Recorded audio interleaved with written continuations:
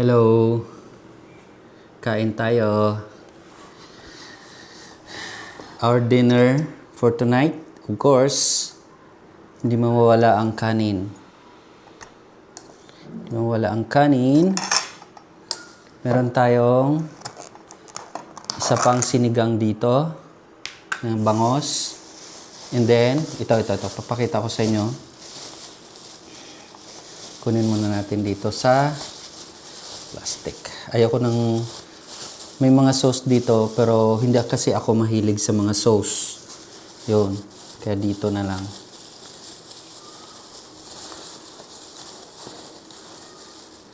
Nakadahon to eh. Ganito sila. Dahon yung ginagamit. Ayan. O, di ba? Meron tayong dalawang atay ng baboy, isang liig ng manok, at dalawang tinai ng baboy, porpilya. Yan o. Gusto ko na. Okay, Lord Jesus, thank you so much, Lord, for this food. In Jesus' name, amen. Yun yung ano natin ngayon. Pasensya na ha, ayaw ko kasi may sauce.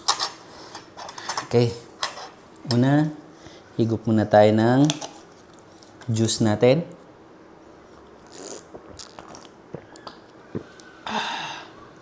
And then, maglagay tayo dito ng yun. Kain, unang subo. Sarap. Kain po. Yeah. Kain. Kumain na kayo?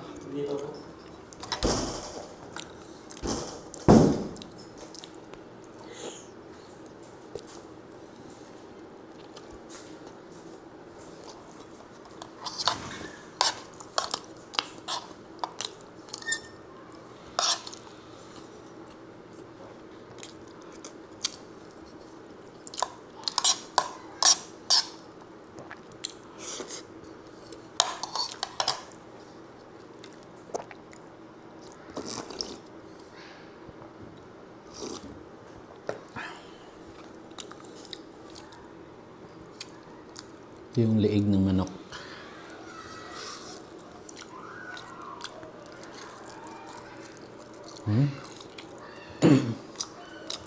Sobrang lambot. Sobrang lambot po ng liig. Siguro ano to, nilaga muna bago siya na barbecue.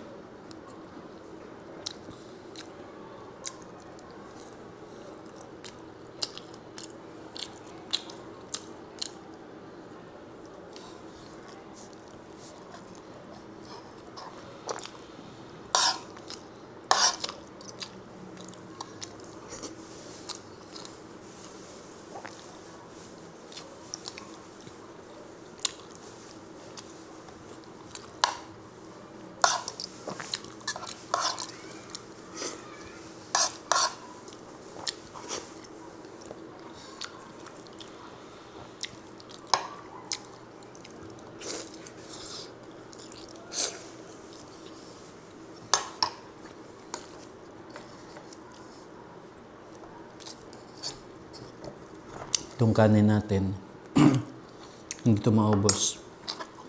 Lagay lang natin sa rep. And then bukas na naman. Di ba tipid? Tulad itong ulam ko kanina.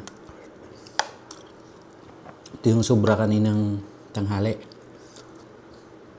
Then, bumili na lang ako ng barbecue.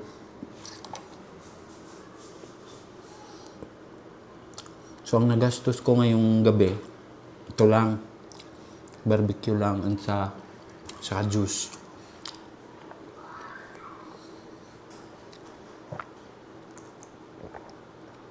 Ano ngayon? Para makakatipid ka sa gastos dito sa Manila.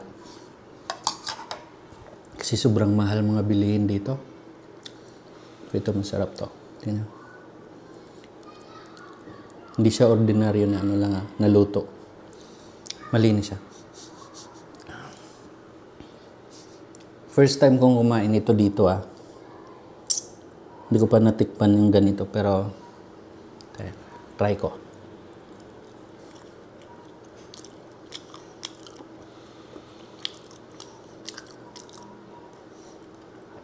Hindi siya malangsa. Hindi siya medyo matamis. May asukal siguro to. Okay naman.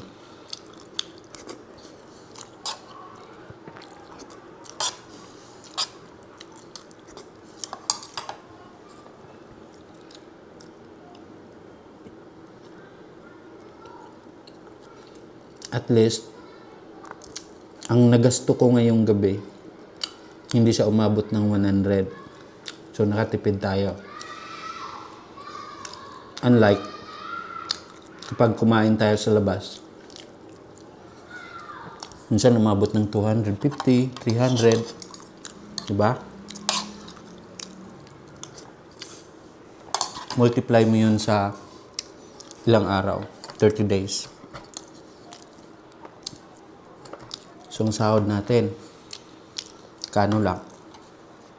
Tapos, gastusan mo araw-araw ng ganitong expenses, di ba? So, wala nang natira sa'yo sa sahod mo.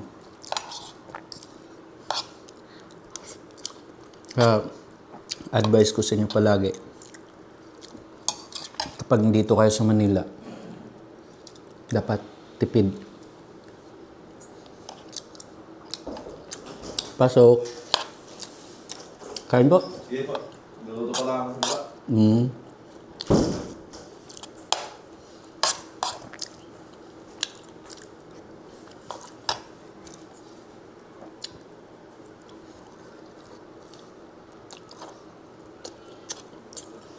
So, yun. Nagsaing lang tayo. Kung bibili pa ako ng kanin, medyo mahal din yung kanin dito. Doon sa binibilhan ko, 25 pesos. 2 piraso, magkano na yun? 50.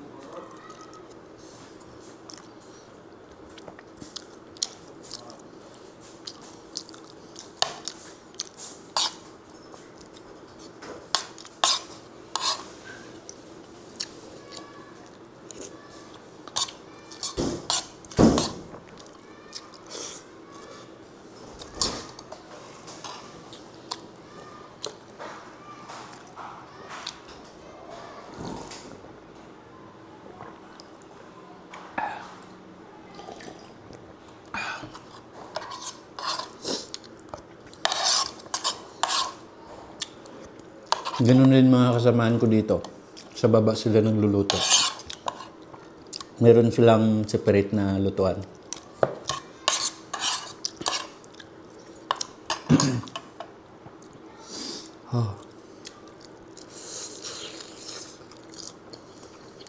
Sarap yung liig. Sobrang lambot po.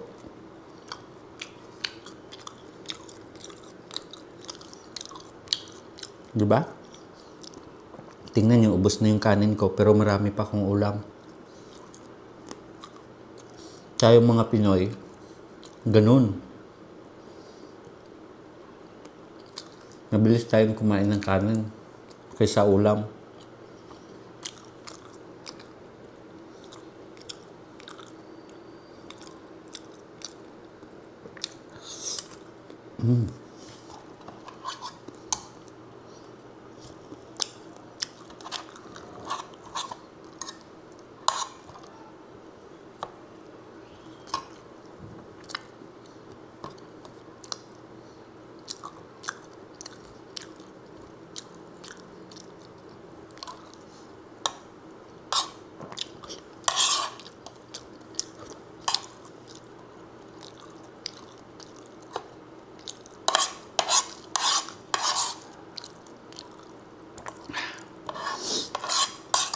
So, busog na ako. Ito lang ubusin ko. Sana kahit isang piraso lang pala binili ko nito. Napaapat tuloy.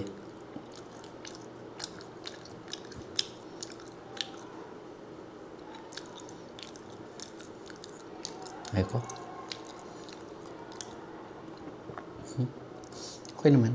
Tara.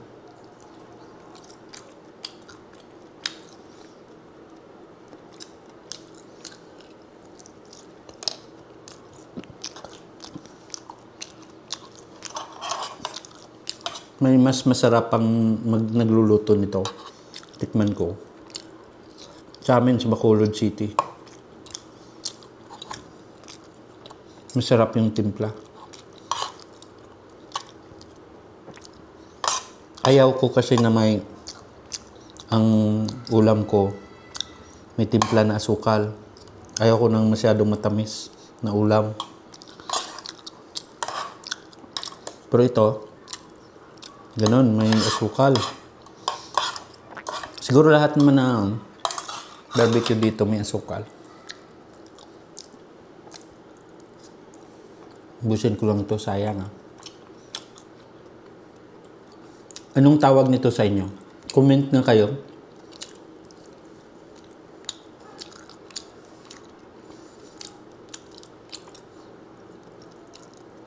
Balon-balunan. Ng baboy. Anong tawag nito sa inyo? Yan.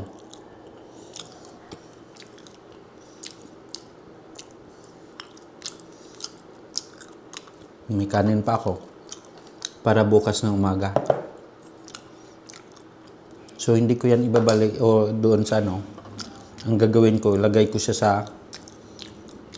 Tupperware. Lagay sa ref. At least bukas may kanin ako. Hindi na ako kailangan magsaing. For breakfast. Diba? Ubus.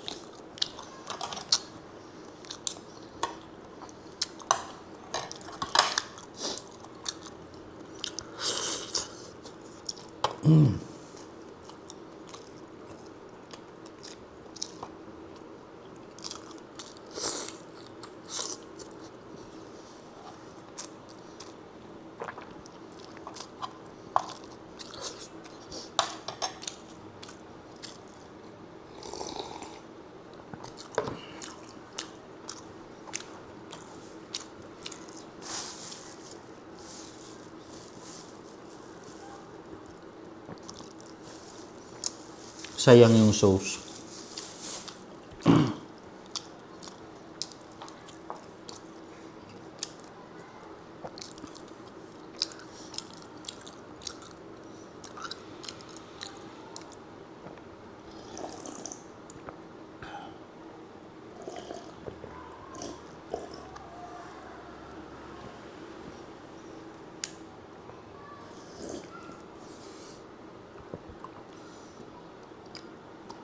Ito lang yung sago na juice na pinaka-safe sa lahat. Kasi wala siyang carbon, hindi siya carbonated.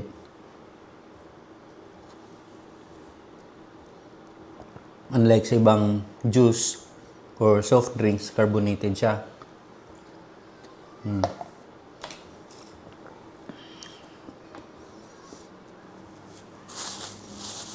Okay? Yun lang. Maraming salamat po sa inyong panood. Sana nagustuhan niyo po ito, ang video na to. Kung hindi pa po kayo nakapag-follow, please follow na po. At kung hindi pa po kayo nakapag-subscribe sa ating YouTube channel, please subscribe na po. Maraming salamat po. Hi! Maraming salamat po sa panood ng video na to.